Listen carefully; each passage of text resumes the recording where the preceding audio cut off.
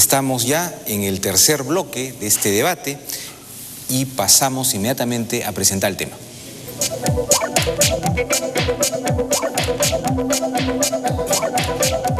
Y sobre propuestas de política social, el primer turno corresponde a Guillermo Palomino de Fuerza 2011 por 3 minutos. Entre el 2001 y el 2006, más de 100.000 niños peruanos cayeron en desnutrición. El año pasado, en el año 2010, se presupuestaron 8.100 millones de soles en programas estratégicos prioritarios, pero solamente se gastaron 7.000 millones. Las cifras de nuestro país son inaceptables. 3 millones de peruanos en pobreza extrema, que viven con menos de 3 soles al día, 1 millón de menores sin comida suficiente y más de 9 millones de peruanos aún viven en pobreza. Vamos a cambiar esto significativamente. Contamos con un equipo de presidenta, ministros y funcionarios con deseos y capacidad de estar en contacto permanente con la población y verificar que los programas se cumplan, que las vacunas se apliquen a tiempo en Puno, que los maestros asistan y mejoren en Apurímac, que los desayunos sean los previstos en Cajamarca. Funcionarios que visiten los centros poblados del IRCAI, que revisen los puentes sobre el río Pampas, la posta médica de San Marcos en Coracora y se aseguren que el progreso llegue o lo resuelvan en el campo. Un niño con desnutrición, como lo sufre la mitad de la niñez altoandina, no desarrolla la capacidad intelectual necesaria para el aprendizaje escolar. La sociedad los castiga de esta manera a perpetuidad a ser pobres. Con Keiko desterraremos la desnutrición infantil en el Perú dentro de los 5 años de gobierno. Complementaremos la alimentación infantil con chequeos médicos, preventivos, vacunas, difusión de hábitos de higiene y vida familiar unida sin violencia. El Estado gerenciará, coordinando con gobiernos locales y provinciales, todo el apoyo de personal, alimentos y equipamiento para tener 20.000 guaguaguasis operativos que permitan a las madres trabajar mientras los pequeños son cuidados y alimentados bajo normas aprobadas por Naciones Unidas y validadas para nuestras distintas regiones. Extenderemos el programa del vaso de leche, los comedores populares y llevaremos el programa juntos al 100% de las familias en pobreza extrema. Aseguraremos a nivel nacional 2 millones de combos escolares consistentes en desayuno y almuerzo nutritivo para los escolares que tienen alimentación incompleta en sus hogares, a través de la red de escuelas públicas. Todo niño en el Perú será alimentado desde su nacimiento con adecuada salud y nutrición y tendrá la oportunidad equitativa de aprender con maestros capacitados, motivados, evaluados y bien remunerados con acceso a Internet al 100%.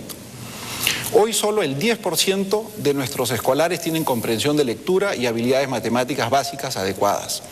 Llevaremos este porcentaje a 70% en 5 años para convertirlos en trabajadores o emprendedores productivos que salgan para siempre de la pobreza, con crecientes oportunidades de empleo y micronegocios que las reglas estables, los tratados comerciales y la inversión privada generan para los peruanos.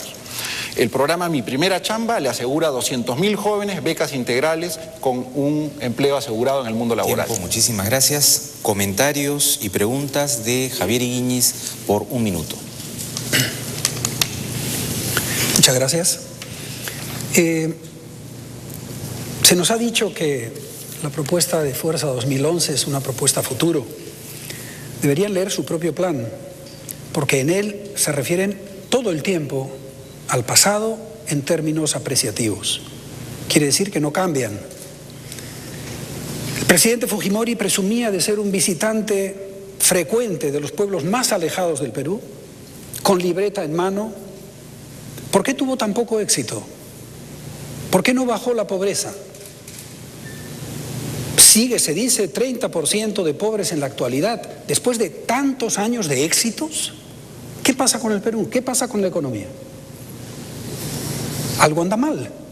O todo el Perú está loco, o el planteamiento de que se han estado haciendo bien las cosas en este terreno no debe ser cierto. Muchas gracias. La respuesta de Guillermo Palomino por 1 minuto. Como lo explica nuestro único programa de gobierno, nuestra inversión en programas sociales se orienta a generar capital humano. Es nuestro eje 4, crear una red de protección social efectiva en las páginas 15 y 16. Y lo sostiene la eficiencia del Estado y el crecimiento de la economía. Los programas incluyen los ya descritos de alimentación, educación y la meta de llegar al 100% de afiliación al Seguro Integral de Salud, haciendo efectivo el aseguramiento universal con una cobertura creciente de la mano con la eficiencia y el crecimiento económico. Relanzaremos también el programa de caminos rurales para mejorar las vías en más de 820 distritos, en que la falta de vías adecuadas genera pobreza al alejarlos del progreso y bajando el precio de sus productos y encareciendo los que deben traer de otras regiones. Si tenemos el camino a la educación y a un primer empleo en una economía que atraiga inversión, con un modelo de crecimiento probado en el país, y orientamos estos crecientes recursos de manera eficiente y transparente que son recaudados por el gobierno. Gracias. Es esta vez el turno de presentar la propuesta de Gana Perú y lo hace Javier Higuíñez por 3 minutos. Muchas gracias. Buenas noches. Muchas gracias por permitirnos esta noche compartir con ustedes y sus familias nuestras propuestas. ¿En quién estamos pensando en primer lugar? Las cifras y la experiencia nos dicen que los más pobres entre los pobres son las niñas y niños y las personas de tercera edad sin pensión. Ante la dificultad de encontrar trabajo encima de cierta edad, ante la insuficiente atención del Estado y ante la necesidad de pagar cada vez más servicios, la responsabilidad de atender a ambos termina recayendo principalmente en las familias del país, que deben repartir entre muchos los escasos ingresos que obtienen como asalariados y microempresarios. El programa social que promete Ollanta tiene muchos aspectos, pero los principales pueden representarse como 4 columnas de apoyo a la familia. 3 de apoyo para cada una de las 3 generaciones, padres, hijos e hijas trabajadores y nietos, tanto del campo como de la ciudad. Y una sobre la seguridad en barrios y carreteras. La primera columna es el programa Pensión 65, ya conocido y criticado, que entrega 250 soles al mes para personas mayores de 65 años que trabajaron toda su vida, pero que hoy son pobres y sin seguro. No es una limosna, es un derecho. La segunda columna de apoyo a las familias contribuye al desarrollo de los nietos y las nietas. Programas integrales como contra la desnutrición crónica entre 0 y 3 años. Cuna Más, para que los niños y las niñas no solo sean cuidados, sino que reciban estimulación temprana.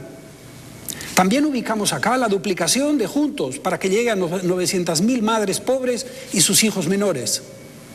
Desayuno y almuerzo escolar.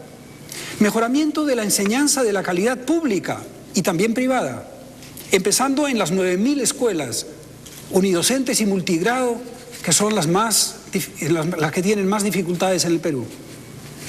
Pero el principal sostén de la familia es el propio trabajo. Por eso, la tercera columna de apoyo está compuesta por 2 puntos.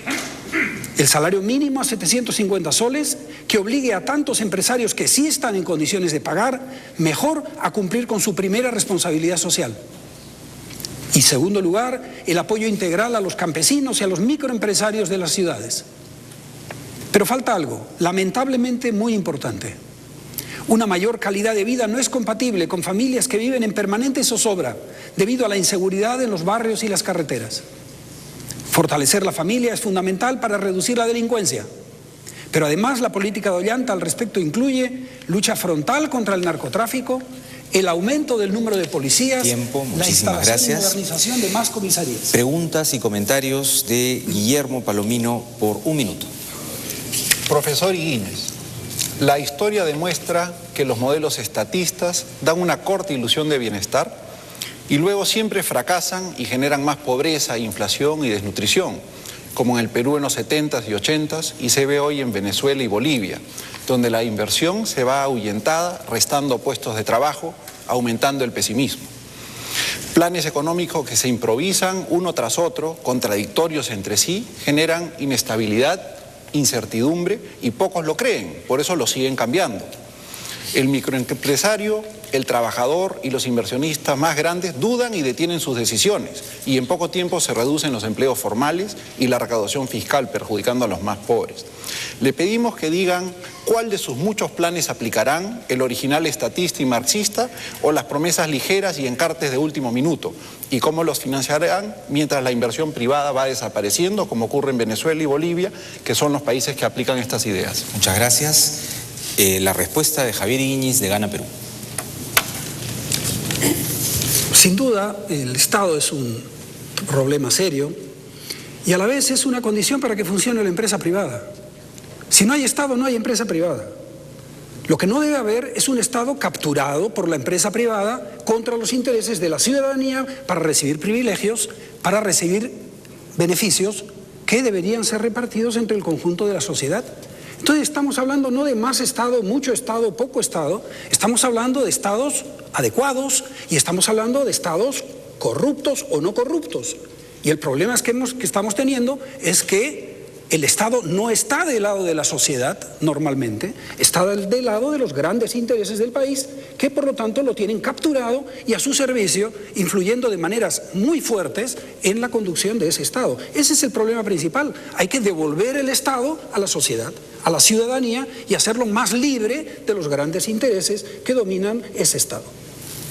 Muchas gracias. Hemos concluido nuestro segundo tema y podemos estar a favor o en contra de lo planteado esta noche.